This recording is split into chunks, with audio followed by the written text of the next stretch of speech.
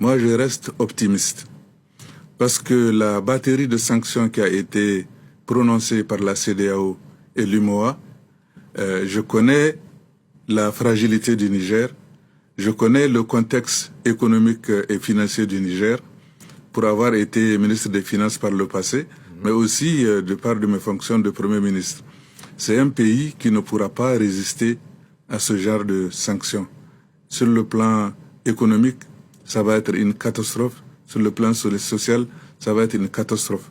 Parce que le Niger, c'est un pays qui compte beaucoup sur son partenariat international avec les pays amis, avec les institutions internationales, qui lui apportent beaucoup de soutien.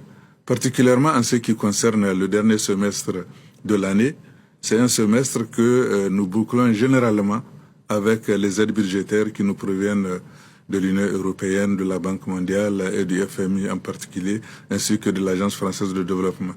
Donc, renoncer à ces appuis, c'est se faire harakiri. Et pour le pays, nous pensons que ça sera une catastrophe. Quand on écoute ce genre de dirigeants, on a envie de comprendre ce qui se passe aujourd'hui au Niger. C'est tellement pathétique.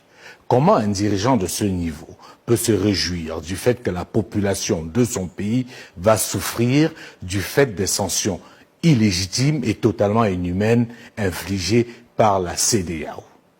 Comment un dirigeant de ce niveau peut expliquer fièrement que son pays, qu'est le Niger, vit de l'aide?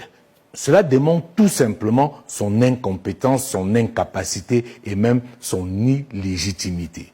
Qu'est-ce qui peut expliquer qu'un pays aussi riche que le Niger, avec le potentiel qui est le sien, soit obligé de recourir à l'Union européenne, la Banque mondiale et je ne sais quelle autre institution internationale pour boucler toute une partie de son budget annuel? C'est tout simplement un désastre. Et quand on entend cela, on comprend qu'il est temps d'agir et d'agir vite.